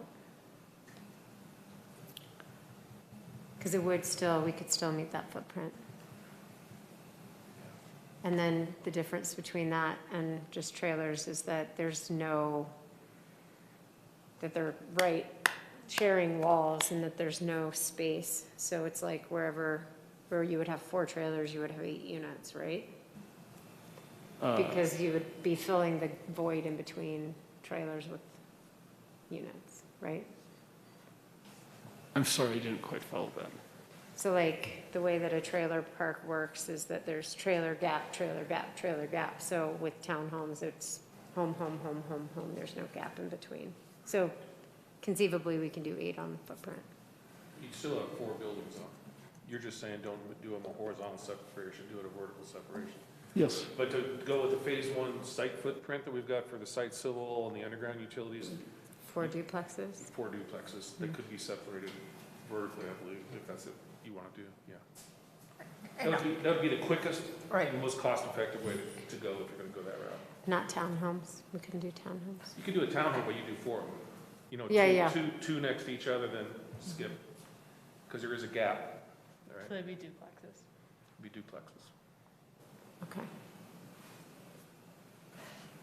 I mean, with Keelan, I mean, we're at a point where this is, becoming cost prohibitive, and we said we definitely did not want to get the city in the position of, trying to bail this project out, and we really don't have the finances to do that. So, again, forgive me for like coming back to this again, but, talking to, if we're going to do a modular, did you happen to send that company the plans? You did send them the plans? Okay. And I mean, because they were just like, we could do this. We could, have units ready in 4 months. I mean, 4 months, but they're stacked. They're stackable, units, and you could have any sort of outside you need, and the whole point was that they were reasonably priced. And that would be design built. Yeah. Yes. So, and Karen, just with that, he said 4 months. We, regardless of whether we're doing trailers or design build or design bid build, we will have a 4-month bidding process, because that's how it works. Okay. And then there's pre-development too. Like there's the horizontal development before you can go vertical, so that we have to, even if the units are like 4 months, you still have to do the foundations and the utilities and stuff. But Right. Unfortunately, I feel like this is a pretty realistic timeline, no matter what we go. Well, it'll be spring of next year. Gotcha. It seems like we've got a couple questions, like, does the council want to take 2 more weeks and like research costs of trailers and what that pro forma for the trailers look like for at least that phase 1? Does the council want to do design build to really seek out those modular builders that can match what we've got going on but with their own design? Or do we want to do design bid build and get the architect going so that we can say to builders in town and regionally, hey, here's our design, who wants to build it? We have to make a decision tonight. And by we, I mean you. And it's hard because it's like a lot of different information, and we're kind of going with our best guess at this point because because this is a complicated project. But I feel confident whatever this council does decide of those options to move forward, this is still a really good project. We stabilized up to 40 households when we purchased the trailer park. We've also done emergency housing, provided emergency housing. This is a good project. We're just in the decision crux, especially because the contractor we chose to work with bailed. So here's where we are. So where are you? Let's start with this. Where are you feeling most confident? Let me ask, if I may, Yeah, Mayor. sure. Let me ask Ben and Chuck and Caitlin. I'd like to think, I don't have to do it, but you do. You can sit down in a day or 2 or 3 or inside of a week, certainly, and do rough, if you will, pro formas, okay, of the modular home approach and continuing on with design, bid, build process like we've been talking about. And hopefully by the time you guys have scratched your head for a day or 2, you go, it'll be clear which one makes more sense. I mean, just take a fresh look at it, I guess is all I'm trying to say. I think that's what they did. You don't think so? I think that's why they're saying Mike. design bid build, Mike. Okay? Yeah. But it's, It's still unknown. I mean, yeah. it's also just the nature of development. You don't have perfect information at any stage for it. I don't think you What's have that? I'm sorry, say I'm that sorry, again. we just don't have perfect information at every single stage of these projects. There's a lot of unknowns, and you have to sort of just do it in order to find out. I don't think you have bad options in front of you. It's just a matter of preference and how you want to interact with these contractors. So that's maybe guiding information, like what role do you want to have? And does it look more like a design build role or the design bid build? As a non-developer, non-builder, I have not a damn clue, and I apologize, but, I mean, is it possible to table this and to talk to some companies and try to get an idea? I mean, I'm hoping, we get a plethora of people who respond, so. Well, I think, so let's remember too that Moab we're remote and we're rural, and our building, we suffer from a lack of contractors. We have more demand than we do builders. We're seeing that also on the Wasatch Front. I've been seeing builders coming from all over the place, including up from Monticello. So it's hard to know where builders might come from. I mean, and a small project like this, we could get, a builder that's building right now a project that's set to, get their C of O sometime next spring so that they would be ready. But so it's also of our contractors that we have locally, it's a timing thing. It's, I see what you're saying, but it's because we're government and we can't just find a preferred builder and work with them because we have to put it out to bid. It's different.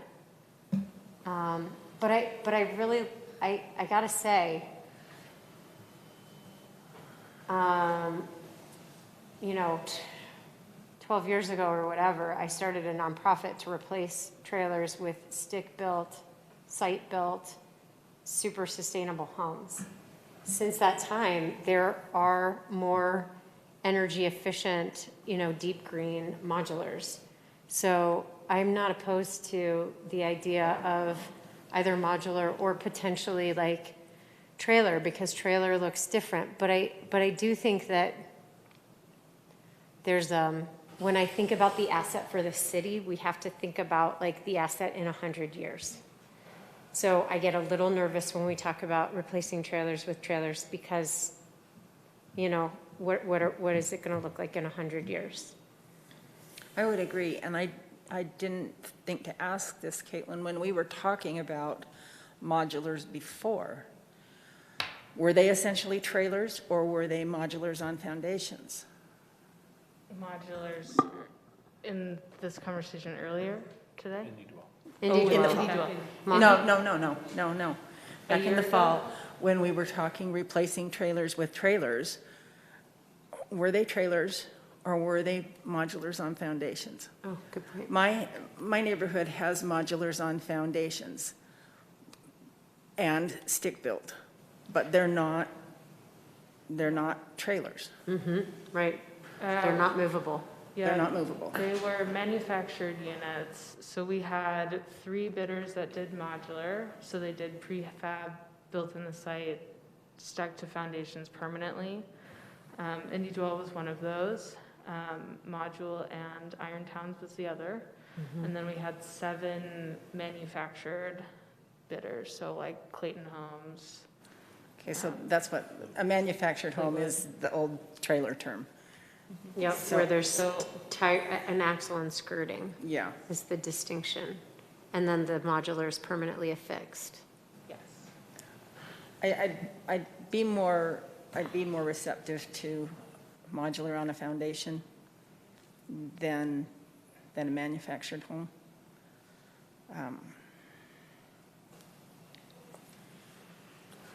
And are you thinking for modular, kind of going back to like set plans from a manufacturer for single family, or are you thinking you would prefer modular for between design build or? Haven't got that far. Well, So the It's just original, the concept. the original pro forma had a lower cost for site built. Mm-hmm. As I recall, we went with Indy Dwell because we thought they could deliver more quickly than a site built. That obviously hasn't turned out to be the case. So it seems like, presuming that we want to go forward with phase 1 roughly as conceived, and given the bids that were obtained last fall, site built would make more sense. To go back to near the beginning of this conversation, this isn't necessarily the final decision. There's a choice point in the state in November, but it looks like it's December, when we'll have more concrete costs from both the site work and the homes. Yeah. 2 separate bidding processes. At which point this council will then have some more concrete information Yes. about that, at least the path chosen as defined by the RFPs. Yes. So if the majority of this council desires to move forward with phase 1, something like this, then maybe we could get closer to giving staff direction to issue an RFP. And if you don't like the bids, if you don't like the costs, in November, you can say, we're giving back the bond and reevaluating. There is Yeah. still time. Yes, Yeah. and that's what we have to do. Yes. That is the responsibility of this council, for sure. So Caitlin, let me ask you this. If we proceed the way you guys are recommending, how long would it be before you'd have your first meeting with a list of potential contractors to collect pre-bid information? How long are you talking about? If you told us tonight, go with design, bid, build. Sorry, I tried turning that off. It used to be 9:07. I know it's 9. It's off, yeah. I made it later because I thought we'd be. Sorry, excuse me.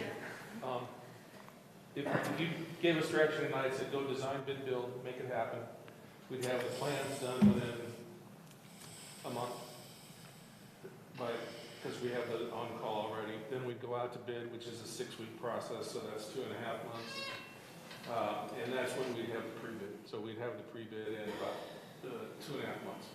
So is there any way you Takes us could, to October, would it be, November. yeah, would it be useful to, since we have a list of known local contractors and so forth, would it be useful to do an informal meeting with them in advance of 2.5 months out? I mean, you might learn something useful. The only thing I'd say is, I try working contractors all the time for our public works projects. And until we get, like, I want to bid, and then they don't bid because they just got another job. Yeah. The only way to find out with our government procurement process is to go out to bid. It really is. I mean, we're happy to talk to people and shop it, like, hey, we got this project coming up, we hope you're interested, and try and get people, we'll certainly do that. But until you put it out there that we are looking for hard costs, you just don't know. It's like you said, it's a busy time. So I'm gonna stick my, my neck out and just agree with staff's recommendation for design, bid, build, but with a caveat.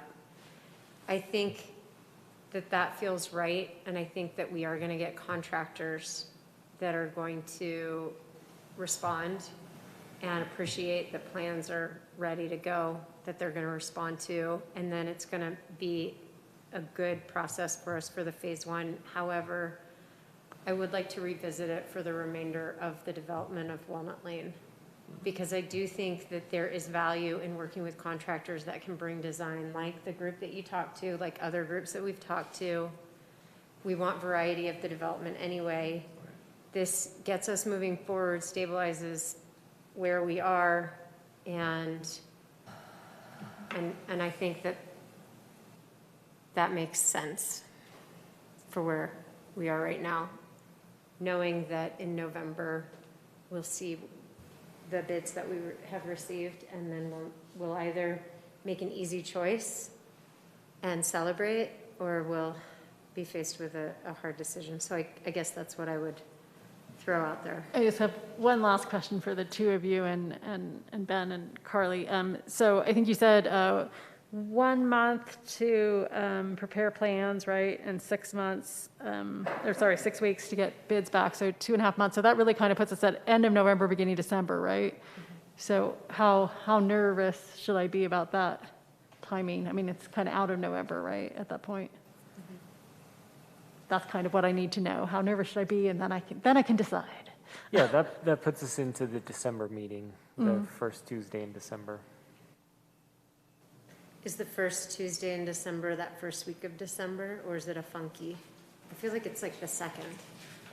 Well, it seems like the city's paying interest on the bond all the time. I mean, so it's a little bit more money. The break-even point is still next year. So I'm not sure what there is to be nervous about. We can be nervous about the whole thing for the entire time. But I do like the thought that like Thanksgiving could be a great giving thanks for where we are in the process of Walnut Lane. Or entering the dark winter of despair would be the flip side. But I think we have to move ahead. We have to make a decision. And I would echo Emily. I would go with staff recommendation. With the caveat. Any caveat you want. This is just to identify a new builder. I mean, we're not talking about what we're doing for phase 2 or phase 3. We're just talking about this bite of elephant, so. And if I understand, we would also go out for 2 invitation for bid, really, they're not RFPs. It would be phase 1 site work and phase 1 vertical work. And you'll be the decision makers. You just, if you choose to do it, you'll authorize us to start the process to go out and get those bids to come back to you. You know, staff doesn't, as you know, we don't make the decisions on awarding bids. Then you'd have the data about what the real costs are because we'd have the bids. Yeah. Yep. I will say, just while I'm thinking about it, if we are talking about a more substantial redesign of going from stacked to vertical, that will be a more substantial redesign from an architect. And so if the council wants to go that avenue or explore other options for not just sticking with converting our current plans to site built, design build is the option to go for that, because that's just going to delay the bid process out for vertical improvements. Does that make sense? Really? So it almost feels like sorry, Caitlin, design build makes more sense, like. Two vertical duplexes is a different building than two flats stacked on top of each other. It's the same box, so we will still be able to move forward with site improvements as long as it's going in the same box for infrastructure. But it's gonna be a different, I mean, in my mind, that's not. The reason why stacked is good though, Kaylin, is that whatever units are on the ground floor are ADA, whereas like if all units have a downstairs and upstairs, then it makes it difficult. Yeah. And So there are pluses and minuses to both design schemes. And I agree that I think that that's great. I would love to see duplexes like that. I think that's a great idea. I just think that if we want to go that route, I would recommend the other contract style for that. Which will take longer. So going with design bid build is kind of going with our existing model. It's going exactly with. Okay, I will support the design bid build for this phase.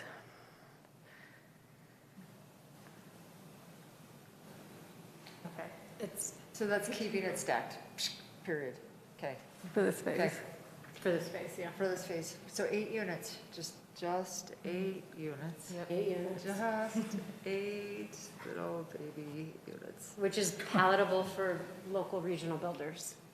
It's not like bringing big crews and then they'll have their subcontractors bidding for them. Okay, so Mike did this thing, and I want to entertain a motion. Oh, was there a motion or just direction? I think we weren't given an official You need- motion. What do you Yeah. need? Do you want an official motion or direction, or thumbs Direction up? is fine. Direction is fine. Direction is Yeah. fine. So is anyone But opposed a to motion doing is the also design bid build? Is anyone opposed to, I mean, of course, we have like reservations, but Yeah. at this point, opposed to Can you moving live forward with with it? design bid build? Yeah, Speak we now. might as well make a motion if somebody's going to say something formal. I think so. So I move that we direct staff to proceed with the design build process for the next phase of Walnut. Design bid build, right? Design build, is that what it said? Design bid build process for the completion of phase 1 Walnut Lane. That's a good motion. Is there a second? I'll second. Thank you. Further discussion? I'll call for the vote. All those in favor? Aye. Aye. Opposed? Motion passes 5-0. Thank you for your hard work. Thank you. That was a good one. Okay, and next on our agenda is 8-2, our 2021 Class C roads update. Chuck? Get back over here. Caitlin is the only one that can run away. Thank you, Caitlin. Thank you. Thanks, Beth.